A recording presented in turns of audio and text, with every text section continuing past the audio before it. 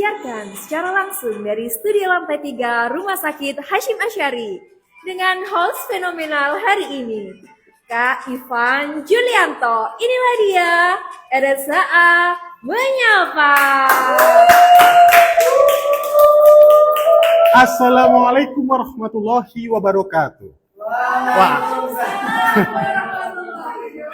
ini aura-aura Ramadan ya sahabat RSA, agak-agak menjiwai begitu gitu kan ya. Nggak apa-apa ya. Baik, sahabat RSA yang ada di rumah, senang sekali saya Ivan Julianto bisa mendampingi sahabat RSA, membersamai sahabat RSA dalam dalam program RSA Menyapa spesial Ramadan. Nanti ada yang lebih spesial lagi. Ini spesial Ramadan yang pertama ya sahabat RSA.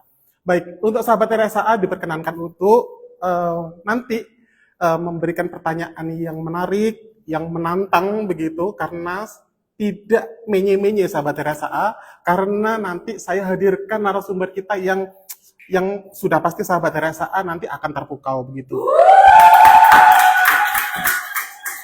Dan yang paling penting adalah sahabat RSA tonton terus dari awal sampai dengan akhir, karena nanti di akhir acara kami akan berikan dua pemenang untuk giveaway yang menarik, memberikan pertanyaan yang yang top tier gitu ya, yang sangat menarik dari dari narasumber kami nanti. Baik, untuk sahabat RSA sekedar informasi bahwa kami Rumah Sakit Hasyim Asyari layanan IGD buka 24 jam sahabat RSA, dan kami juga akan menerima banyak penjaminan kesehatan, diantaranya BPJS Kesehatan, BPJS Ketenagakerjaan, Jasa Harja, pembiayaan Taspen, ada yang spesial dari kami adalah pembiayaan dompet duafa, kemudian pembiayaan umum dan asuransi swasta yang lain. Baik, untuk sahabat RSA yang ada di rumah mungkin tidak sabar dengan narasumber kita yang dinanti, karena kalau misalnya saya sendiri di sini itu rasanya kayak halusinasi begitu loh, ya kan gitu. Kita panggil sahabat RSA, beliaunya adalah dokter umum di Rumah Sakit Hasyim Asyari yang akan menampilkan tema puasa dalam sudut pandang medis. Siapakah beliau? Kita sambut Dr. Kisma Ekayanti. Selamat siang atau sore ini dok? Selamat sore ya dok? Siang menjelang sore. Ya. Menjelang buka puasa ya dok? Iya. Boleh duduk dok? Oke. Baik, untuk sahabat RSA, karena tema kita adalah puasa dalam sudut pandang medis, ini adalah kali pertamanya kita live di Instagram RSA Menyapa pada spesial Ramadan dengan tema Ramadan, puasa. Nah, untuk sahabat RSA yang apakah sedang menjalankan ibadah puasa, saya harap seluruhnya bagi umat muslim menjalankan puasa Ramadan gitu. Karena ini juga ada sedikit ya dok, ada dalam surah Al-Baqarah nih. Surat Al-Baqarah ayat 183 yang menyatakan bahwa wahai orang-orang yang beriman, diwajibkan atas kamu berpuasa sebagaimana diwajibkan atas orang-orang sebelum kamu agar kamu bertakwa. Itu dalam luar biasa. Itu dalam sudut pandang muslim ya, sahabat RSA. Nah, bagaimana nih dalam sudut pandang medis? Kita hadirkan beliau Dr. Kisma. Selamat sore, Dok. Selamat sore. Alhamdulillah. Puasa, Dok? Puasa, alhamdulillah. Ini puasa keberapa sih kita? Ketujuh Ya dok? Tidak terasa loh ya, bentar lagi Lebaran. Masih kurang 3 minggu. Masih kurang 3 minggu. Iya. Berasa pengen Lebaran aja gitu ya dok? Sudah belanja ini, baju baru. Sudah nyicil ya dok? Sudah. Daripada nanti harganya naik? Daripada war. Oh gitu. Daripada nanti gak kebagian. Iya. Dok, sebelum itu mungkin Dokter Kisma bisa memperkenalkan diri kepada sahabat RSA. Iya. Halo semuanya, perkenalkan saya Dr. Kisma Ekayanti. Saya di sini sebagai dokter IGD sekaligus dokter rawat inap di Rumah Sakit Hasyim Asyari. Luar biasa. Boleh kasih tepuk tangan dok?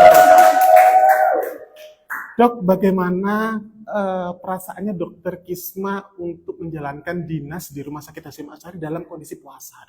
Alhamdulillah.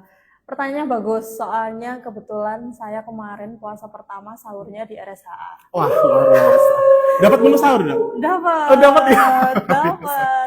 dapat sahur ayam goreng pada Ayam saat goreng. itu. Awalnya pertama itu deg-degan banget, soalnya kan emang baru selesai sekolah, terus habis itu melamar kerja di sini, dapat kesempatan dan merasakan puasa pertama sahurnya langsung di RSHA. Luar biasa. Gitu.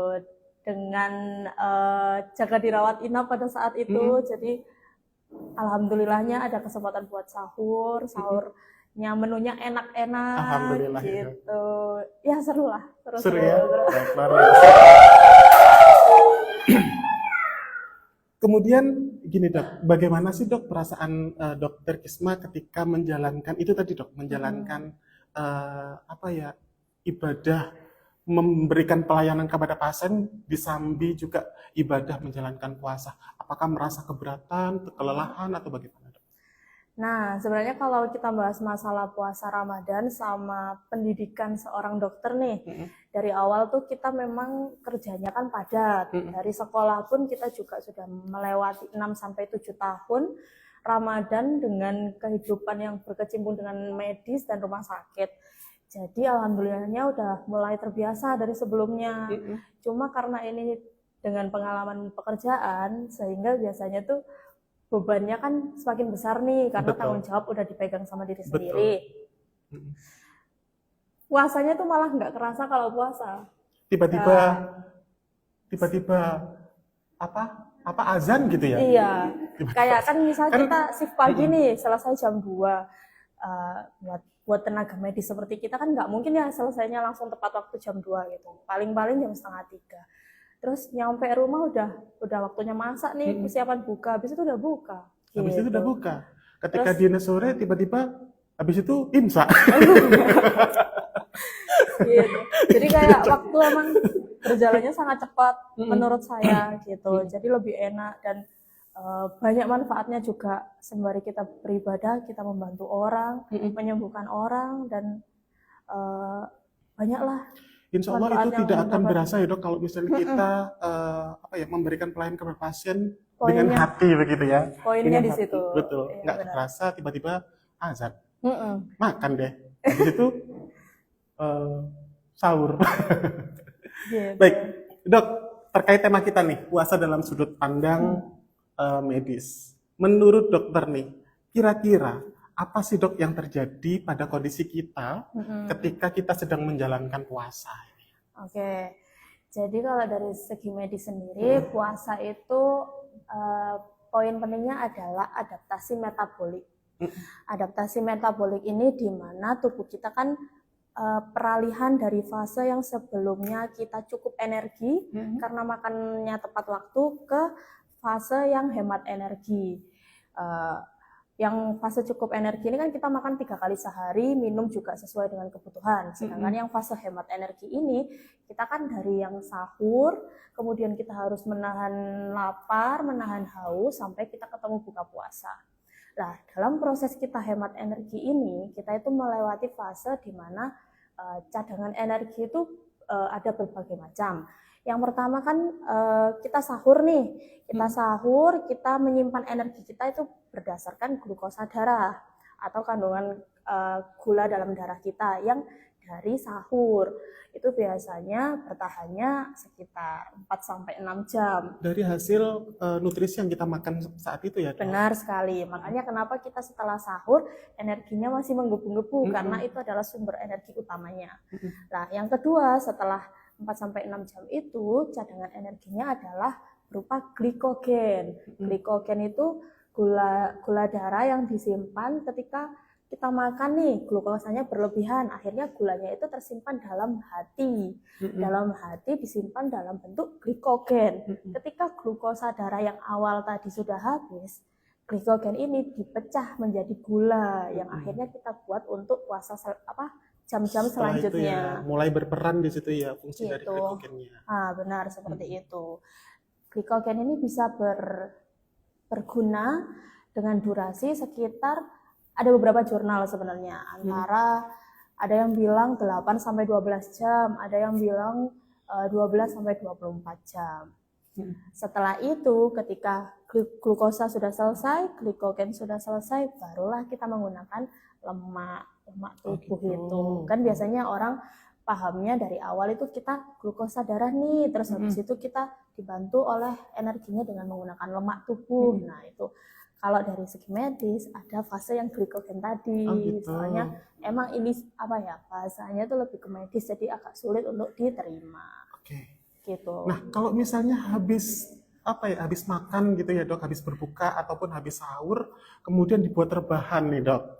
Nah, apakah nutrisi yang kita makan itu akan juga terpecah menjadi glukosa atau justru malah menimbun sebagai lemak ya dok? Iya, sebenarnya fase tadi akan tetap berlangsung. Tapi kalau langsung tidur itu biasanya bisa menjadi lemak dan akan berakibat ke kondisi lambung. Efek yang paling bukan paling ringan ya, paling awal atau paling mudah dikenali itu efek ke lambungnya itu. Soalnya orang dengan habis makan nih, itu kan proses pencernaan nggak bisa langsung ya. Ada namanya dicerna dulu, dan kita kan posisinya harus duduk atau harus beraktivitas lah. Kalau kita langsung tidur, dia kan posisinya akan terlentang nih. Itu yang biasanya menyebabkan penyakit GERD. Jadi kayak reflux. Jadi makanan itu belum sampai masuk, tapi keluar lagi lewat tenggorokan. Gitu. Dan akhirnya muntah. Ada yang sampai muntah, ada yang cuma mual, ada yang tenggorokannya sakit atau dadanya panas. Panas gitu ya. Itu bervariasi tergantung manusianya. Oke. Kalau misalnya menurut dokter Kismani, apakah tubuh kita, bodi kita itu bisa mendetoks secara alami dok? Oke, detoksifikasi ya. Jadi pada proses medisnya sendiri, kan tadi ada 3 tahap nih, yang glukosa, glikogen, sama lemak. Betul. Namanya itu kalau yang mendetoks sendiri adalah autofagi. Autofagi itu di mana sel itu membersihkan sel-sel yang rusak atau yang kurang bagus. Tapi itu di tahap yang paling akhir ketika kita sudah tidak ada energi sama sekali. Jadi dari beberapa jurnal yang saya baca, memang akan ada di tahap seperti itu, tapi itu prosesnya yaitu pada saat kita tidak ada energi sama sekali. Jadi memang Tuhan memberikan tubuh ke manusia itu kan memang ada fase-fasenya. Jadi ketika awal kita itu adaptasinya ini dalam kadar segini, terus nanti sudah berkurang di tahap yang seperti ini, sampai di tahap yang paling akhir yang itu yang autofagi, itu pembersihan sel itu. Oke. Gitu. Ya. Oke, kemudian ini dok, mungkin ini mewakili pertanyaan dari netizen gitu kan, dari sahabat RSA yang budiman gitu. Mengapa sih dok, sebagian besar dari kami yang sedang mengawali puasa itu, kemudian beliaunya akan menjadi malesan ataupun lemes. Nah, itu jangan dijawab dulu dok. Kita iklan dulu ya. Sahabat RSA yang ada di rumah, menyampaikan bahwa Rumah Sakit Hasyim Asyari buka 24 jam, dengan layanan IGD juga 24 jam. Kemudian ada yang namanya polymedical check up sahabat RSA. Oleh karena itu, ketika sahabat RSA mengalami masalah terkait kesehatan, entah itu tadi yang disampaikan GERD atau ingin kontrol gula darah dan lain sebagainya, silakan sahabat RSA bisa datang langsung ke Rumah Sakit Hasyim Asyari melalui polymedical check up setiap hari Senin sampai dengan Sabtu, jam 7 pagi sampai dengan jam 8 malam. Waktunya cukup panjang, sahabat RSA bisa ke sini setelah berbuka puasa, atau jangan setelah tarawih ya sahabat RSA, nanti kita sudah tutup gitu kan.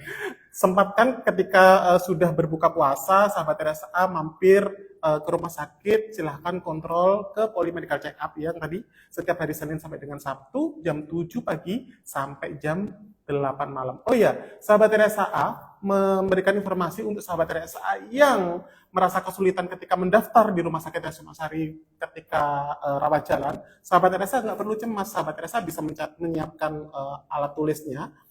Hubungi 0821 397 48501. Ini untuk pendaftaran ya sahabat RSA, saya ulangi.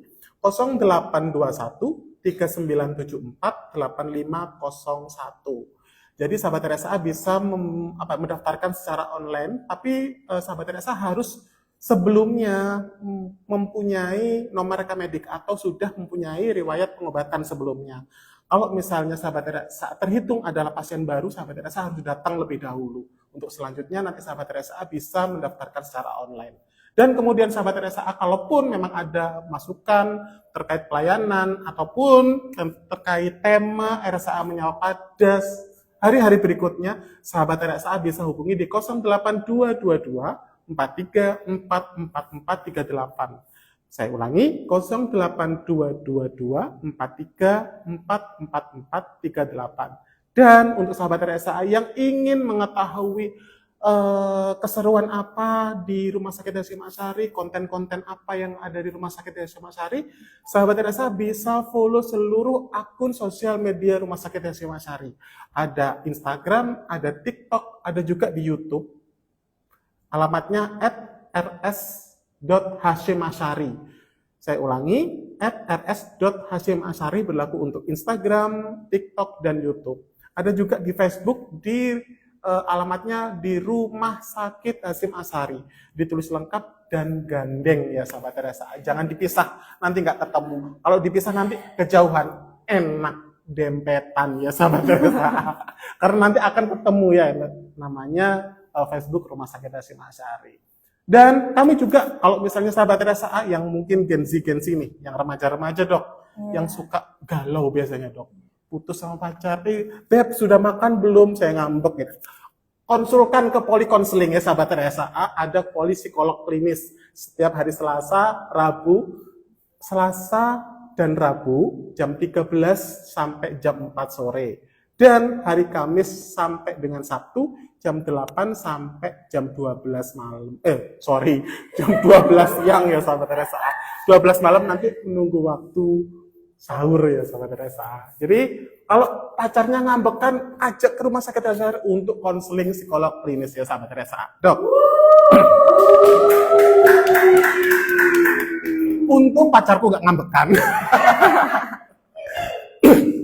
Baik, dok, pertanyaannya tadi dok, mengapa sih dok orang kalau misalnya mengawali puasa itu merasa lemas, merasa ngantuk, gitu-gitu, kira-kira kalau misalnya dalam sudut pandang medis itu seperti apa? Oke, orang puasa itu lemes, ngantuk, pusing, gitu. Apakah itu manusiawi dok?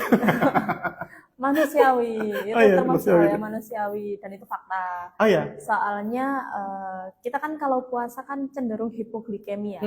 Orang dengan hipoglikemi atau kadar gula darahnya yang rendah, itu badan itu cenderung lemes, pusing, ngantuk gitu.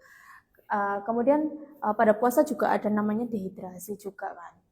Nah, resiko kah dok? Sebenarnya ini puasa sama, kan puasa ini ada banyak macamnya nih. Oh iya. Yang puasa fardu, puasa wajib itu dok? Bukan. Oh bukan. Ya itu termasuk macam berdasarkan agama itu. Gitu-gitu ya. Maksudnya kita ini kan sekarang lagi era-eranya intermittent fasting. Oh, atau yang puasa diet ya dok? Benar. Jadi saya banget.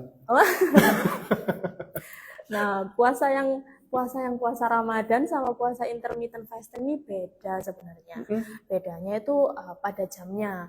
Kalau intermittent fasting ini kan puasanya antara 16 jam sampai 18 jam. Tapi dia buka. Makannya ini kan udah terjadwal. Dan dia itu boleh minum. Sedangkan orang dengan puasa Ramadan ini kan nggak boleh minum. Itu yang menyebabkan kita itu lebih rawan untuk dehidrasi. Lah, orang dengan dehidrasi, apalagi orang dengan yang kerjanya di tempat terbuka atau pekerjaan berat, dia akan jauh lebih cepat untuk lemes, letih, pusing, gitu. Terlalu keras untuk berkegiatan atau kegiatannya beraktivitas. gitu ya, berkeringatnya kecucuran, akhirnya dehidrasi. Makanya itu namanya faktor fisiologis tubuh. Cara bagaimana tubuh merespon suatu hal tersebut. Gitu. Oke, siap. Luar biasa sahabat RSA. Mengingatkan kembali untuk sahabat RSA yang ada di rumah, silahkan berikan pertanyaan yang menarik. Mohon untuk tidak memberikan pertanyaan berulang atau beruntun, karena semua sahabat Terasa yang ada di rumah mempunyai kesempatan yang sama, dan kemudian pertanyaannya pasti akan kami bacakan. Bila nanti waktunya sudah habis, dokter, Iya. belum sempat terjawab di sini, nanti akan kami sampaikan melalui Instastory Rumah Sakit Hasyim Asyari ya sahabat Terasa. Jadi mohon untuk tidak memberikan spam gitu, karena berikan kesempatan yang lain untuk bertanya ya sahabat Terasa, sebaiknya begitu. Dok, sebelum kita baca-baca dari sahabat RSA nih, Boleh. ada mungkin saya ingin menanyakan sesuatu. Boleh. Manfaat puasa dok. Manfaat puasa dari sisi medis itu tadi sudah sempat dijelaskan ya dok, terkait mengontrol gula darah. Kontrol gula darah. Nah, kalau misalnya puasa, apakah kita diperbolehkan untuk berolahraga di siang bolong waktu puasa dok? Oke. Sebenarnya olahraga masih boleh, Boleh tapi ya? ada waktu tertentu yang lebih aman, Mm-mm. yaitu 30 menit sampai 60 menit sebelum buka puasa. Soalnya Oke. pada waktu saat itu cadangan makanan cadangan energi yang kita peroleh adalah lemak. Jadi kan kita olahraga ini niatnya sehat. Sehat terus membakar lemak atau membakar kotoran-kotoran dalam tubuh nih. Nah, pada saat kita puasa, waktu yang paling pas untuk olahraga adalah yang sebelum berbuka tadi. Soalnya apa? Walaupun kita tujuannya bagus ya, tapi kan efek sampingnya selalu ada. Dua resiko yang paling sering pada orang puasa kan ya hipoglikemi tadi sama dehidrasi. Hipoglikemi disederhanakan jadi apa? Hipoglikemi itu yang kadar gula darahnya turun. Oke, Jadi begitu kan ya sahabat Teresa. orang normal, orang sehat itu kan kadar gula normalnya itu 80 sampai 120-an. Orang kalau misal dengan gula darahnya kurang dari 70 itu biasanya cenderung lemes gitu. Kenapa kok sebelum buka puasa? Karena jaga-jaga nih kalau misal energi kita tiba-tiba habis, Terkuras karena olahraga ya. gitu, terus akhirnya mepet waktu buka, jadi kita langsung bisa mengisi energinya. Kalaupun dehidrasi, kan habis itu kita bisa langsung minum. Kalau olahraga pagi itu ndrawasi atau kayak mengkhawatirkan kalau misal puasa kita kan masih panjang nih. Betul. Kadar gulanya dalam tubuh ini juga semakin turun, jadi nanti takutnya tengah hari udah nggak kuat, pingsan, terus kepala udah keliengan, nggak bisa bangun, atau vertigo gitu-gitu. Nah itu yang kita sakit perut gitu ya dok. Sakit perut, iya benar kayak gitu. Tapi ada juga olahraganya itu nggak boleh yang berat-berat. Ini tuh balik lagi. Karena segi medis, seni belajar tentang manusia ini kan unik ya. Oh gitu. Jadi setiap manusia itu nggak bisa sama manusia yang lain. Kalau misal kita emang dari sebelum puasa kita udah terbiasa olahraga, sudah rutin, itu standarnya bisa segitu atau di bawah itu. Metabolisme sudah kebangun, standarnya segitu ya dok? Benar, tapi kalau emang kita belum pernah, terus ataupun kita jarang-jarang, habis itu kita FOMO. Kan biasanya ada, kan kita nih Gen Z nih, FOMO, terus akhirnya takutnya malah pingsan. Gitu. Malah batal nanti puasanya. Benar, seperti itu. Hutang jadinya. Hutang. Nyaur nanti ke depannya. Oke, dok, pertanyaan dari saya nih sebelum ke netizen nih. Dok, kira-kira siapa sih dok yang perlu konsultasi sebelum sebaiknya sebelum berpuasa ya dok? Kira-kira ada beberapa komunitas tertentu nggak dok yang harus diperhatikan untuk nutrisinya sebelum puasa? Komunitas ya? Komunitas diabetes gitu. Sebenarnya untuk beberapa orang memang harus konsultasi sama dokternya dulu, seperti pasien-pasien dengan penyakit kronis. Apa sih penyakit kronis itu? Penyakit yang sudah diderita lama. Jadi dia itu kan biasanya ada yang bilang, penyakit akut, penyakit kronis gitu kan. Iya. Kalau penyakit akut nih, penyakit yang datangnya mendadak gitu. Kalau penyakit kronis dia itu sudah berbulan-bulan dan emang dalam pengobatan terus-menerus. Contohnya apa? Diabetes mellitus, hipertensi, gagal ginjal kronis, terus penyakit lambung kronis, kemudian penyakit jantung, seperti itu. Kenapa sih harus konsultasi terlebih dahulu? Karena pada beberapa orang ini, golongan ini, sistem tubuhnya itu sudah berkurang fungsinya. Jadi fungsi organnya itu sudah berkurang, sehingga dia itu harus melakukan pengobatan untuk menunjang fungsi tubuh tersebut. Kalau misal puasa, ada beberapa yang pengobatannya ini harus tepat waktu dan sudah disesuaikan sama dokter spesialis mengenai kondisinya tersebut. Kalau puasa kan apalagi puasa Ramadan itu kan kita hanya bisa minum ataupun makan kan cuma waktu subuh sama malam hari gitu. Jadi banyak pertimbangan dan harus disesuaikan. Satu lagi tadi yang terlewat adalah ibu hamil. Oke, iya. Ibu hamil soalnya dia ini nutrisinya kan untuk 2 orang. Kalau dia kekurangan energi, transfer energi ke janinnya pun juga kurang. Nah, nanti akan berakibat gangguan pada pertumbuhan janin. Seperti itu. Iya. Dok, kira-kira dalam kondisi seperti apa sih ketika kita sudah menjalankan puasa, namun dalam kondisi-kondisi tertentu kita harus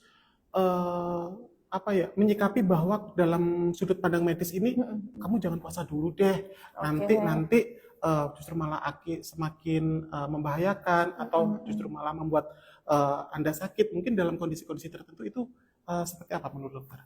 Oke, kalau untuk orang-orang yang tadi penyakit kronis kan sudah dijelaskan tentang penggunaan obat dan kondisi tubuhnya yang emang kurang memadai.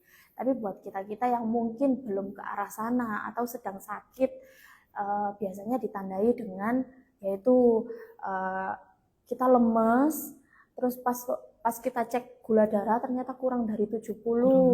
Kurang dari 70 itu bisa membatalkan puasa. Atau tensi kita rendah, terus kalau tensi kita rendah, kita bangun aja udah nggak mampu nih, jadi nggak perlu dipaksakan, nggak apa-apa.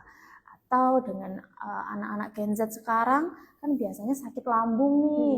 Sebenarnya sakit lambung itu juga banyak macamnya. Ada yang namanya gastritis, ada yang namanya GERD, sama tukak lambung. Ini kan berbeda. Kalau gastritisnya masih derajat ringan atau peradangan lambungnya derajat ringan, dia masih bisa. Tapi kalau dia gastritisnya udah parah, itu tidak disarankan untuk puasa. Kalau orang dengan GERD ini tuh ibaratnya itu bahasa awamnya lambungnya kecil. Jadi dia itu iya dok. GERD itu karena lambungnya kecil ya? Kalau bahasa awamnya saya dapatnya itu lambungnya kecil. Jadi makanya itu nggak bisa banyak. Soalnya kalau dia makannya terlalu, itu lambung saya banget dok. Imut, lambungnya imut gitu. Lambungnya kecil itu kalau dimakanin makanan itu kadang itu langsung penuh. Nah biasanya itu gitu bukan? Besesek, ulu hatinya ini rasanya sakit. Nah seperti itu. Kalau tukak lambung itu ada luka atau ada bolong pada lambung. Nah itu sudah dari awal emang udah nggak boleh puasa. Soalnya emang kondisi anatomisnya atau bentukannya yang asli itu udah ibaratnya udah rusak, jadi nggak boleh dipaksain. Oke, siap. Gitu. Begitu ya Sobat RSA, memang ada beberapa kondisi yang menurut medis itu diperkenankan untuk membatalkan puasa ketika sekiranya itu membahayakan kondisi Sahabat RSA. Seperti apa tadi contohnya, mungkin gula darahnya sangat rendah, kemudian ada gejala GERD tadi mungkin ya, seperti benar. itu. Kalau misalnya Sahabat RSA mengalami kondisi-kondisi seperti itu, mohon untuk tidak diabaikan Sahabat RSA, silakan datang ke Rumah Sakit Hashim Asyari, silakan diperiksakan.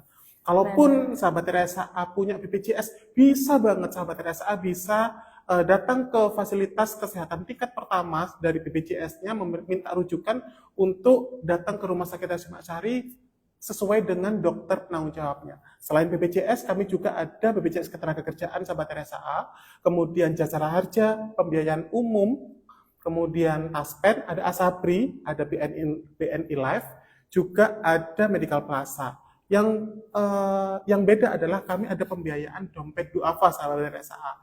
Jadi kami mengupayakan meringankan pembiayaan sahabat RSA ketika mengalami keterbatasan finansial. Syaratnya gampang sahabat RSA, cuman berikan salinan KK, kemudian surat keterangan tidak mampu, juga salinan KTP ya, nanti diserahkan ke kami, sahabat RSA bisa mengisi formulir untuk pembiayaan dompet duafa. Oke, Dok, saatnya ini kita bisa baca-baca dari sahabat netizen yang budiman ya, sahabat RSA.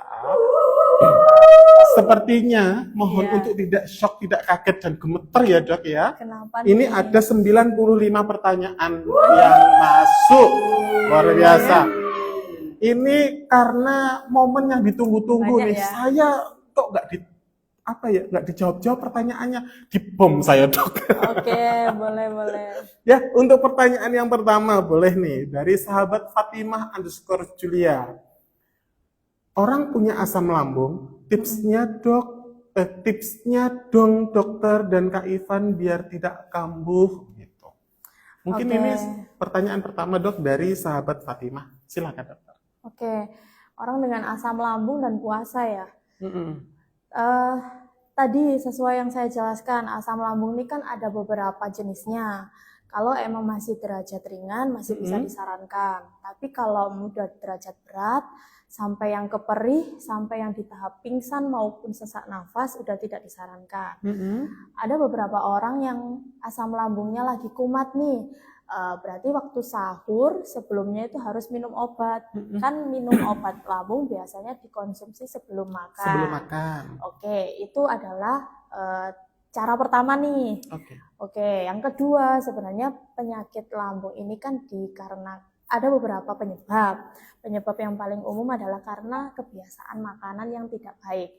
Seperti makanan yang pedas, santan, kemudian kecut, asam gitu. Nah, untuk orang dengan penyakit lambung harus dihindari makanan yang seperti ini. Soalnya dengan udah tahu kondisinya ada sakit lambung, janganlah kita menambah beban kerja itu. lambung ya, Dok, benar ya. sekali. Teriak itu nanti, perih jadinya.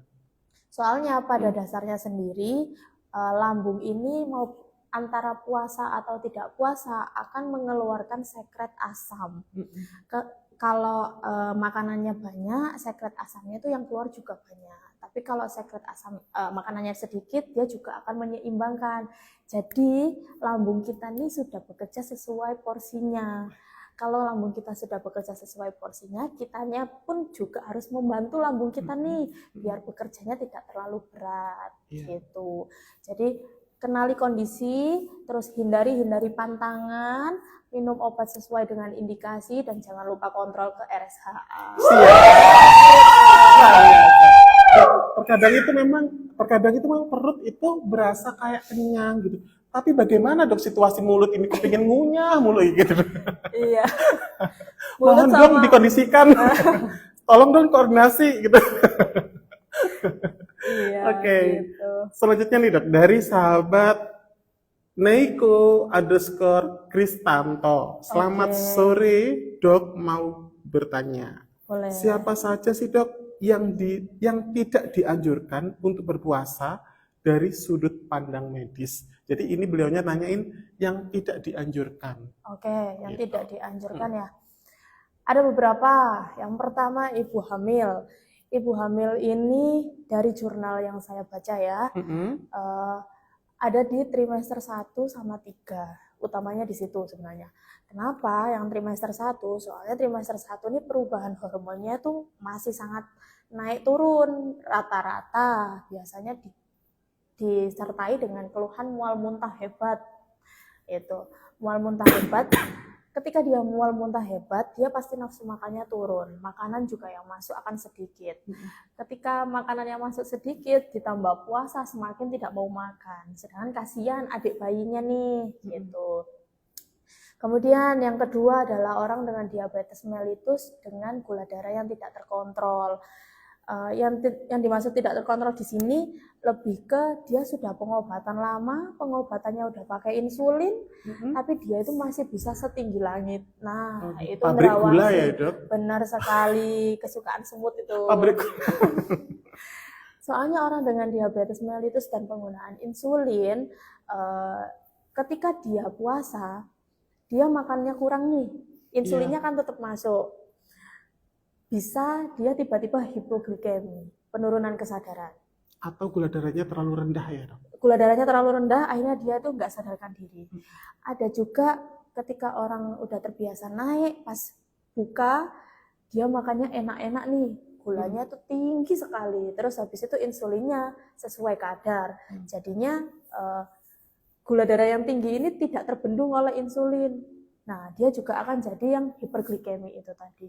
Nah, kondisi fluktuasi atau naik turunnya gula darah ini yang agak sulit dikontrol oleh diri sendiri itu. Itu harus tidak diperkenankan atau disarankan untuk tidak berpuasa. Benar. Sampai dengan kondisinya stabil mungkin. Kecuali dia bisa menahan hawa nafsu dan dia tahu cara pengobatan yang baik. Berarti memang harus pengobatan baik dan patuh ya. Apapun yang dimakan, apapun yang harus dihindarin gitu ya dok. Jadi kita sebagai dokter atau tenaga medis pun, perawat ataupun apoteker ataupun siapapun itu, kalau orang dengan diabetes kan memang penjelasannya harus detail. Betul. Biar nggak salah selama perjalanan atau selama dia nggak kontrol nih, kita bisa memastikan dia tetap aman. Baik. Seperti itu. Yang ketiga, orang dengan penyakit kronis seperti gagal ginjal. Gagal ginjal ini kan fungsi ginjalnya sudah rusak ya. Iya. Orang dengan puasa kan biasanya dehidrasi, apalagi puasa Ramadan. Fungsi ginjalnya sudah menurun, terus habis itu dia dehidrasi juga, jadi membebani fungsi ginjal itu tadi. Kemudian ada pasien dengan penyakit jantung koroner yang sehari bisa minum 7-10 obat. Wow. Itu aturan minumnya juga akan lebih susah karena dia itu biasanya minumnya itu lebih ke malam harinya, bukan saat buka ataupun bukan saat sahur. Jadi sahur sama buka itu ada obatnya sendiri, tapi malamnya ada obatnya sendiri gitu. Daripada resiko-resiko nih, ya udah nggak usah puasa, nggak apa-apa. Oke. Mungkin kalau misalnya memang sahabat RSAA ingin mempersiapkan puasa, bisa disiapkan jauh-jauh hari ya dok ya? Benar. Sebelum jauh-jauh hari sebelum bulan Ramadan. Gitu ya dok? Kan kebetulan penyakit-penyakit yang saya sampaikan tadi, dokter spesialisnya ada di rumah sakit RSAA semua. Jadi sebelum puasa kita bisa kontrol terlebih dahulu, memastikan kondisi kita ini aman nggak buat puasa. Betul. Gitu. Atau nanti kalau misal ada sesuatu atau ada keluhan yang tiba-tiba datang, apa yang harus kita lakukan, kita sudah tahu caranya bagaimana. Luar biasa. Boleh kasih tepuk tangan? Pertanyaan sangat bagus ini, sangat informatif untuk mudah dipahami dari Dokter Kisma. Selanjutnya dari sahabat Nurwinda Rahma 05. Suami saat menderita asam lambung pada hari biasa, jika telat makan dia sering kambuh. Namun ketika puasa justru malah tidak kambuh dokter. Penyebabnya kira-kira apa ya dok? Tidak kambuh. Justru malah sebaliknya gitu. Oke. Itu biasanya diagnosisnya yang GERD tadi. Jadi dia kalau GERD tadi yang aku bilang lambungnya kecil, kan makanannya memang sedikit. Orang dengan makanan sedikit ketika puasa kan kita juga konsumsinya sedikit. Jadi itu lebih menyesuaikan. Soalnya sedikit ya sahabatnya, jangan kalap ketika buka puasa. Nah, benar, poinnya di situ. Soalnya orang dengan GERD akan gimana? Orang dengan GERD kalau puasa dengan baik dan benar, itu malah bisa menyembuhkan penyakit tersebut. Tapi kalau dia salah, yaitu dengan kalap tadi. Kalau kalap kan makanannya jadi banyak nih. Berlebihan. Itu akan kumat, akan kambuh sakitnya, akan kayak penuh, terus akhirnya nyeri ulu hati, tenggorokannya sampai panas, akhirnya bisa muntah atau sampai bisa sesak nafas. Nah, justru malah akan memperburuk ya dok ya. Jadi kenali dulu sakit lambungnya itu tipe yang mana, ada yang radang, ada yang emang nggak bisa makan banyak, atau memang ada yang luka pada kondisi lambungnya. Itu beda-beda cara treatmentnya. Gimana cara kita tahu ya? Kita periksa ke dokter atau ke dokter spesialis, seperti itu. Oke, sahabat RSAA, luar biasa. Pertanyaannya cukup bagus, penyampaiannya juga mudah-mudahan bisa sangat dimengerti oleh sahabat RSAA. Kalaupun ada jawaban Dokter Kisma yang memang belum bisa dipahami, sahabat Teresa bisa memberikan pertanyaan kembali untuk memperjelas pertanyaan sebelumnya. Sahabat Teresa mohon untuk tidak memberikan pertanyaan berulang, apalagi pertanyaan sama yang diulang-ulang. Mohon berikan kesempatan yang lain untuk juga bisa bertanya. Baik, pertanyaan selanjutnya Dok dari sahabat Rahma _RHMH6. Kenapa orang yang sangat gemuk, punya banyak cadangan lemak, tetap merasa lemas dan lapar saat puasa? Padahal secara medis mereka punya bensin ataupun cadangan yang dimaksud itu ya Dok, yang cukup untuk tidak makan berhari-hari. Apakah benar seperti itu ya Dok? Enggak segitunya ya. Kalau nggak makan sehari-hari juga mengkhawatirkan. Mengkhawatirkan. Oke. Itu enak, beras itu nanti tetap utuh ya Dok? Gini, orang dengan overweight atau berat badan yang berlebihan, puasa ini banyak banget manfaatnya. Yang salah satunya itu bisa menurunkan berat badan dan bisa menurunkan fungsi profil lipid atau lemak tubuh. Nah, orang dengan gemuk ini atau berat badannya yang berlebih, dia ini kan punya kebiasaan yang kurang baik atau kebiasaan yang kurang normal. Bisa makannya banyak atau suka nyemil. Nah, orang udah terbiasa nih makannya banyak tiap hari, terus tiba-tiba harus stop. Ya, itu tadi yang aku bilang, adaptasi metabolik yang dari cukup energi ke hemat energi. Dia pasti akan lemas. Soalnya kebutuhan lemak pun akan dipecah atau namanya lipolisis itu pada hari ketiga atau lebih dari hari ketiga kita puasa. Jadi itu buat orang yang biasa ya. Nah, kalau orang yang gemuk itu kan prosesnya akan lebih panjang. Betul. Nah, itu yang disebabkan kenapa dia masih cenderung untuk lemas. Lemesnya juga bukan hanya dari makanan, tapi bisa juga karena dehidrasi itu tadi. Soalnya orang dengan dehidrasi kan berkeringat atau berkegiatan di luar, atau kita sesuai, ibaratnya kita melakukan kegiatan sesuai semestinya, tapi tiba-tiba kita harus nggak boleh makan, nggak boleh minum, tapi kita harus berkegiatan normal. Itu juga menyebabkan lemas kayak gitu.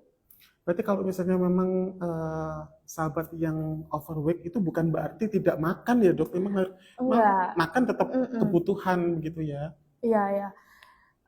Sama ini sih, orang dengan overweight itu emang agak susah untuk menurunkan lemaknya karena memang dia lemaknya itu sudah terlalu menimbun dan kita itu kadang kurang tahu lemak yang di dalamnya itu lemak baik atau lemak buruk. Ibaratnya itu udah kebiasaan bertahun-tahun sehingga menumpuk seperti itu. Jadi kita untuk menyelesaikan sumber masalahnya juga perlu waktu yang panjang. Nggak bisa kayak mungkin kita diet pun itu nggak bisa 1 bulan 2 bulan untuk orang gemuk seperti itu. Disambi dengan berkegiatan kecil gitu. Berkegiatan kecil, iya benar. Olahraga pun yang direkomendasikan untuk orang gemuk kan jalan kaki ya, jalan kaki, bersepeda atau renang. Soalnya kalau olahraga yang lain takutnya dia kekurangan energi sampai bisa menyebabkan pingsan. Dan lain-lain. Dimulai mungkin karena berkunang-kunang kemudian benar seperti itu. Oke. Jadi lebih kompleks sebenarnya kalau dari bidang medis. Jadi ya kita penjelasannya harus pelan-pelan, kita benahi satu-satu dan dari orangnya sendiri harus bisa menerima proses itu. Mudah-mudahan untuk sahabat Teresa yang sedang overweight di sana, dalam waktu berpuasa 1 bulan ini mudah-mudahan berat badannya turun gitu ya Dok. Oke, aku mau nambah satu lagi. Kalau orang dengan overweight ini kan yang tadi aku bilang puasa itu ada yang puasa Ramadan, ada yang intermittent fasting. Kalau puasa Ramadan ini kita tuh tujuannya untuk beribadah kan, kewajiban kita sebagai umat muslim. Sedangkan yang intermittent fasting ini lebih ke menurunkan berat badan. Jadi tujuannya beda. Kalau yang intermittent fasting ini dia itu puasanya bisa 16:8 kan. 16 puasa terus 8 jam itu boleh makan. Dan dia itu boleh minum air putih. Jadi dia itu masih ada energi dan maksudnya nggak sampai dehidrasi, dan kadar makanannya itu terkontrol, cukupi sesuai kalori. Betul. Kadang konsultasi spesialis gizi ataupun gizi klinis dan lain-lain. Sedangkan kalau puasa nih, kita kan puasa Ramadan nih. Kalau sahur memang kita males atau ada orang yang mager bangun dan lain-lain. Tapi kalau puasa nih, takjil di jalan-jalan kan segitu banyaknya. Oh, dicariin dok. Iya, banyaknya segitu. Dicariin. ngajak anaknya keliling cari takjil gratis. Ada tradisi juga kalau buka puasa nggak ada gorengannya nggak enak. Oh betul, loh. aduh dok, jangan nyindir saya. Merasa terpukul.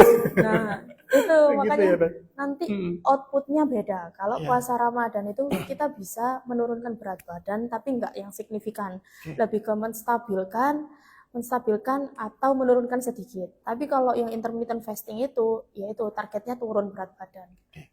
Berarti harus mengurangi gorengan nih saya. Saya ya sobat. Oke, baik. Boleh pertanyaan selanjutnya ya, Dok? Boleh. Ini dari sahabat Eka Nur Sesarma. Mungkin bisa dijelaskan, Dok, bagaimana cara melatih anak kita berpuasa agar tidak kaget di tubuh anak. Oke. Gitu. Bisa dipahami ya, Dok? Boleh. Baik, terima kasih. Ini anak ini kan kegiatannya itu energinya kan tinggi sekali ya. Energinya tinggi Tapi sekali. anak usia berapa dulu itu, Dok? Mulai dari TK sampai SD itu bisa kan? Bisa mulai dilatih ya, Dok? Ini kalau dari TK mungkin lebih melatihnya lebih ke sahurnya dulu, bangun subuhnya itu. Soalnya kan nggak semua orang bisa bangun subuh untuk makan kan. Nah, kondisi yang paling aman atau paling siap itu adalah memasuki SD itu. Tapi kita nggak bisa memaksakan, kita harus melatih. Puasa itu nggak harus 12 jam. Puasa itu ada yang namanya 4-6 jam, terus 8 jam, baru 12 jam. Kita lewati itu satu persatu. 4-6 jam ini kuat enggak? Kalau 4-6 jam, kalau di puasa Ramadan berarti namanya puasa beduk itu, yang zuhur buka. Puasa beduk. Puasaku zaman dulu itu. Orang Jombang. Ya kayak gitu. Itu kan zuhur buka, itu bisa mulai dari situ dulu. Nanti kalau itu sudah mulai terbiasa, sembari adaptasi metabolik lagi tadi, kalau udah mulai terbiasa, sudah mulai kuat, bisa naik ke 8 jam atau 12 jam. 8 jam ke asar. Nanti kalau asar udah bisa baru ke maghrib seperti itu. Tapi lagi-lagi anak ini kan aktivitasnya banyak, pikirannya tuh main. Terus akhirnya kalau dia emang sering berkegiatan di luar, kalau kita merasa dia sudah keringetan banyak dan merasa kayaknya udah mulai ke tahap OTW dehidrasi nih, ya udah kita stop aja, enggak apa-apa. Kita suruh buka pada saat itu. Jangan dipaksakan. Jangan dipaksakan. Namanya Lagi-lagi. juga dilatih ya kan? Benar. Gitu ya. Oke, baik. Terima kasih sahabat Eka. Mudah-mudahan ini bisa terjawab dan tersampaikan dengan baik. Ini selanjutnya dari mana dulu nih? Dari mana, Dok? Dari kanan, kiri, atas, bawah? Banyak ya. Banyak. Bingung ini membacanya dari mana. Dari sahabat Wolarisma 77, Dok. Oke. Apakah saat puasa harus konsumsi makanan lebih banyak?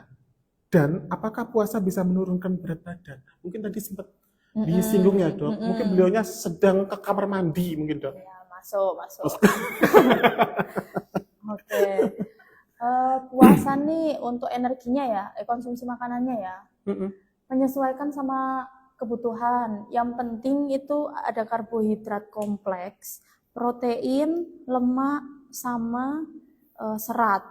Karbohidrat kompleks ini bisa dari nasi merah, gandum, terus protein nih bisa dari ayam, telur, tahu, tempe, terus lemak sehat itu bisa dari alpukat kalau kita punya alpukat sama kacang.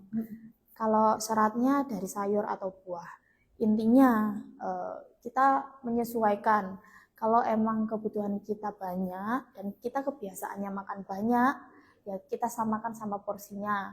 Itu mungkin juga akan di awal-awal aja. Soalnya biasanya orang dengan puasa Ramadan semakin kesini tuh sahurnya semakin sedikit kan. Oh iya. Soalnya dia udah merasa kayak aku Biasa. segini sudah cukup Sudah gitu. biasa. Sudah adaptasi. Sudah adaptasi lah. Lanjut Kuncinya aja di nih situ. sampai terus. Seperti itu. Pokoknya jangan yang sampai berlebihan. Oke. Sudah, Dok? Sudah? Cukup, mudah-mudahan itu bisa terjawab ya, sahabat. Ini selanjutnya nih dari, sepertinya ini bapak-bapak sedang menunggu persalinan. Waduh. Bahwa Gimana? bapak lagi sedang nunggu proses dedek bayinya. Oke. Menanyakan terkait apa ya, istrinya, begitu ya, Dok. Oke. Dok, untuk bumil yang ingin berpuasa, Mm-mm. apa yang harus diperhatikan? Apa saja manfaat berpuasa untuk ibu hamil? Oke. Gitu. Ini nggak bisa disamaratakan antara manusia satu dengan manusia yang lain. Kalau misal dia emang sudah terbiasa berpuasa, respon tubuhnya juga akan menerima hal tersebut. Tapi kalau emang dia belum pernah, bukan belum pernah sih, jarang atau hampir puasanya cuma Ramadan aja, itu akan berakibat yang kurang baik di janin. Soalnya kalau misal, ya itu tadi yang trimester 1 sama trimester 3. Kalau trimester 1 ini kan perubahan hormonnya masih naik turun. Jadi dia itu perlu kalori yang cukup dan perlu rehidrasi yang bagus. Kalau trimester 2 ini udah mulai penyesuaian sebenarnya. Nah, yang trimester 3 ini sudah mulai ke proses pertumbuhan perkembangan tubuh janin dan persiapan persalinan. Jadi biasanya disarankan untuk tidak berpuasa. Seperti itu. Kalau manfaatnya sendiri, sebenarnya di beberapa jurnal ada yang menyebutkan, tapi memang untuk kebaikannya lebih ke kebaikan untuk tidak berpuasa dulu. Karena lagi-lagi kita sebagai manusia satu aja mencukupi kalori kita kadang kurang. Takutnya kalau ada 2 orang nih dalam tubuh kita butuh kalori kekurangan, seperti itu. Kecuali kalau dia emang udah rajin nge-gym nih, orang dengan nge-gym dan intermittent fasting ini kan udah terbiasa. Biasanya kalau dia intermittent fasting ataupun nge-gym, dia hamil pun juga akan melakukan hal tersebut. Ya itu enggak apa-apa, soalnya tubuhnya sudah kompensasi namanya. Sudah dilatih sebelumnya. Sudah dilatih. Berarti memang tidak bisa disamaratakan antara bumil satu dengan bumil yang lain, gitu ya, Dok? Melihat daripada respon tubuhnya. Benar-benar gitu ya, seperti itu. Oke, baik. Selanjutnya, Dok, dari... Nggak apa-apa ya, Dok? Ini pertanyaannya cukup variatif nih dari beberapa banyak sahabat RSA. Saya kebetulan, Dok, yang saya baca ini adalah sahabat RSA yang memang sering bertanya pada sesi pertanyaan begini, Dok. Sepertinya memang beliau penonton setia kami gitu. Langganan gitu. Member ya, Dok. Member RSA menyapa. Dari Mamica_11. Dok, sering dengar istilah metabolic switching saat puasa. Switching. Ya, switching. Metabolic switching saat puasa. Sebenarnya di jam berapakah tubuh kita berhenti pakai gula dan mulai membakar lemak sebagai energi utama? Oke, ya tadi udah dijelasin. Yang tadi aku bilang, sebenarnya itu kan istilah kerennya. Oh gitu ya. Istilah bahasa awamnya yaitu yang dari cukup energi ke hemat energi, itu namanya switching. Okay. Yang memanfaatkan antara gula sama lemak itu ya? Gula, glikogen, sama lemak. Yang tadi aku jelaskan di awal. Jadi kita pakai gula murni dari makanan, itu 0 sampai 4 jam awal puasa. Terus dari 6 sampai 8 atau 8 sampai 12 itu pakai glikogen. Sisanya macam-macam sebenarnya. Glikogen itu bisa 6 sampai 8, 8 sampai 12 atau 12 sampai 24. Itu beberapa jurnal itu punya penelitian dan kriteria sampelnya itu masing-masing. Ada yang bilangnya untuk lemak itu lebih dari waktu itu. Pokoknya lemak itu cadangan ketiga setelah gula murni sama glikogen tadi. Itu yang namanya metabolic switching. Dok, satu pertanyaan lagi, Dok. Sebelum kita closing ya, Dok. Udah dari closing. ini sudah mendekati jam-jam terakhir ini. Oh, Oke, Dok, dari sahabat Lukman Dok Jazuli. oke Pak Lukman. Dok, bolehkah kita memanjangkan puasa atau menunda berbuka? Ataukah kita dianjurkan menyegerakan berbuka secara medis itu sudut pandangnya seperti apa? Oke. Tergantung. Ini aku balik lagi ya. Maaf ya nanti kalau misal pembahasannya lompat-lompat. Kan kalau puasa Ramadan itu durasinya 12 sampai 14. Nah, kalau dari medis disegerakan untuk berbuka puasa karena kita kan nggak boleh minum sama sekali, takutnya dehidrasi dan lain-lain. Kalau yang intermittent fasting tadi kan aku bilangnya 16 sampai 18 jam. 14, 16, 18, banyak variasinya. Nah, kalau orang dengan intermittent fasting itu kan masih bisa minum. Jadi dia mengurangi energi tapi dia rehidrasi cairan dan elektrolitnya masih tercukupi. Jadi itu enggak apa-apa. Jadi ini puasanya puasa apa dulu nih? Puasa Ramadan atau puasa yang untuk intermittent itu. Gitu.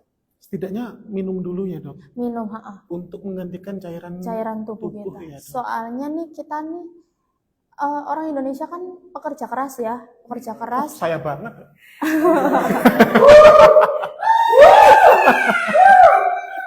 Pekerja keras terus, Maaf ya netizen yang budiman.